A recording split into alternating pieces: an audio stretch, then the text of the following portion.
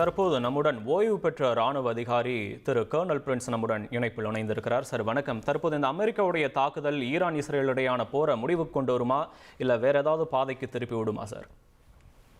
அது இப்போதைக்கு சொல்றது ரொம்ப கஷ்டம். ஆனா ட்ரம்போட அனௌன்ஸ்மெண்ட் பிரகாரம் ஃபோர்டோ, இஸ்ஃபஹா, நட்டான்ஸ் 3 நியூக்ளியர் ஃபெசிலிட்டிஸ்ல ஸ்ட்ரைக் பண்ணியிருக்கிறாங்க.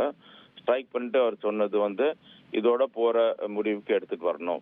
நம்மளோட ஸ்ட்ரைக்கு, பாம்ஸ், நம்மளோட டிஃபென்ஸ் ஃபோர்ஸஸ் இது நல்லா பண்ணியிருக்கிறாங்க.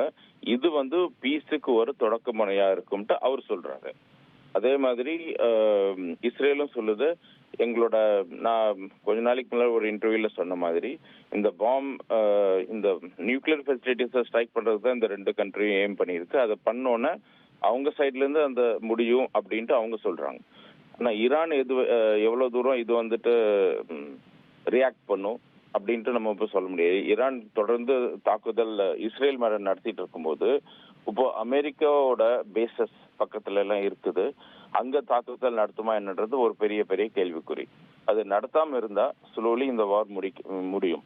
கொஞ்சம் நடத்தினா கூட இது இன்னும் எஸ்கலேட் பண்ணும். இப்போ இது ஹை எஸ்கலேஷன் ஆல்ரெடி யூஎஸ் பண்ணியிருக்கு. ஏன்னா அவங்களுக்கு மெயின் ஏம் நியூக்ளியர் ஃபெசிலிட்டிஸை தகர்க்கணும்ட்டு அது பண்ணிட்டாங்க. இப்போ இதுக்கு ஈரான் பதிலடி கொடுத்தா அமெரிக்கா எந்த விதத்துக்கு பதிலடி கொடுக்குன்றது இப்போதைக்கு கணிக்க முடியாது. அமெரிக்கா மற்ற டிஃபென்ஸ் ஃபெசிலிட்டிஸை அட்டாக் பண்ணுமா, இல்ல அவங்களோட சிவிலியன் ஏரியாஸ் அட்டாக் பண்ணுமா, இல்ல அட்டாக் பண்ணாம விட்டுருமா அப்படின்றது ஒரு 3 கேள்விக்குறி.